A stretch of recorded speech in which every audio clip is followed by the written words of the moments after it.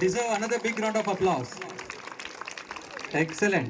இந்த ஒரிஜினல் யார் பாடினாங்கன்னு தெரியுமா? தெரியாது. அடடா தெரியணுமே. உங்களுக்கு இளையராஜான்னு யார் தெரியுமா? தெரியாது. இளையராஜோட டாட்டர் பவதாரிணி யாருன்னு தெரியுமா? தெரியாது. ஓகே, இந்த பாட்டு நேஷனல் அவார்ட் வின் பண்ணியிருக்குன்னு தெரியுமா? தெரியாது.